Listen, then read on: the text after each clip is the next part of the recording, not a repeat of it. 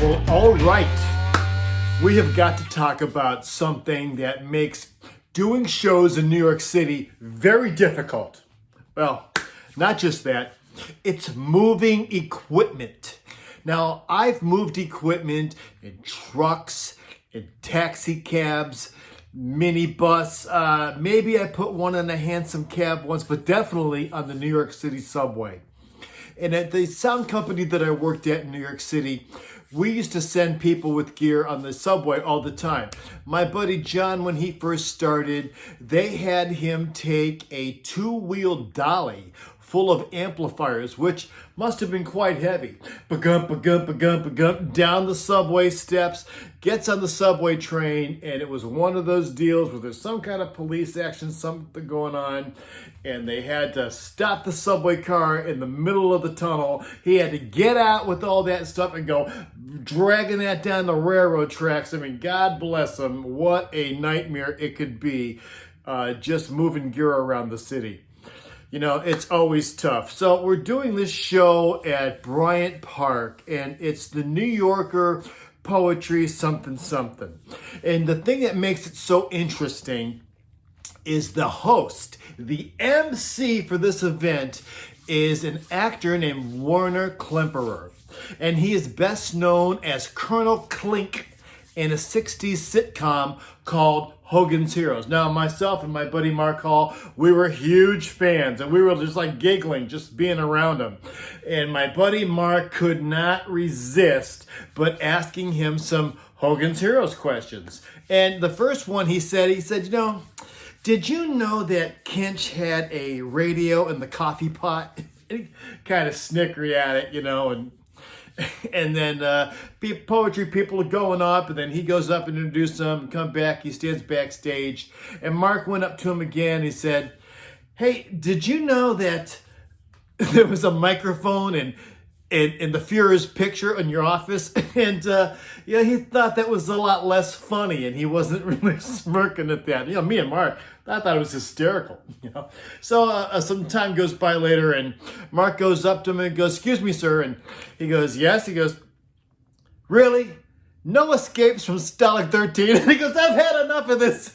And he goes over to the stage manager that's standing there, you know, and he points at Mark and he goes, "Hey, do I really have to put up with this guy?" And the stage manager looked at him and goes, "It's almost over. I think you're going to make it." I mean, it was funny. But what was really funny is that in the late afternoon, I get a call from the shop. I get a call from the sound lighting company that I refer to as Helen Keller Sound and Lighting. I get a call from their main salesman. Now, this is the guy that sells the shows, you know. He knows what's up. He knows what's hit because he sells the shows. And he says to me, "Pete, I need to get some equipment that you have on your site, and I'm going to need to send a truck down. I need to know how big of a truck." I said, "Yeah, sure. What is it that you're picking up that I've got?" He says, "I need two SM58s. I need to know what size truck." Now, this is an SM58. He needs two of them.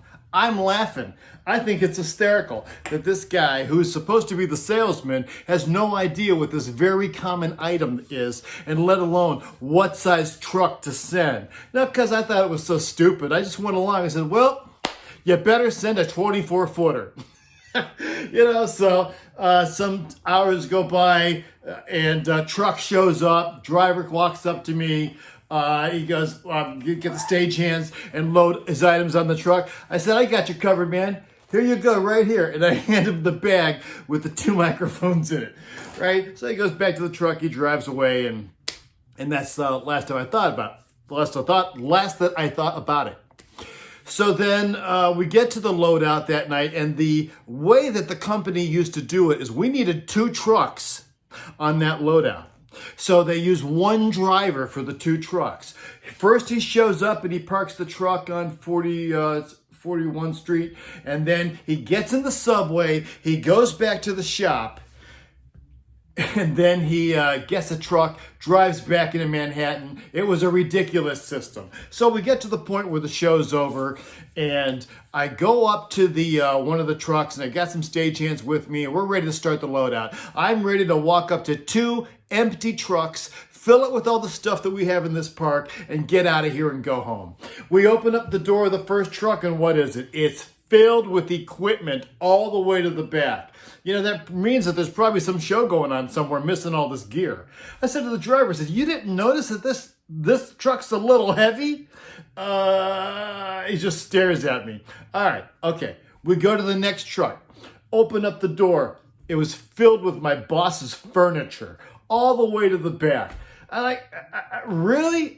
And I just quit smoking cigarettes a couple months earlier. I walked right across the street, bought a pack of smokes. I walk out, and as I'm standing there, I see this kid that's from our shop. He comes out of the subway. He's all puffing, and he sees me, and he's all panicked, and he runs over to me, and he's got this backpack, and he reaches in and goes, here, I got those microphones that you need.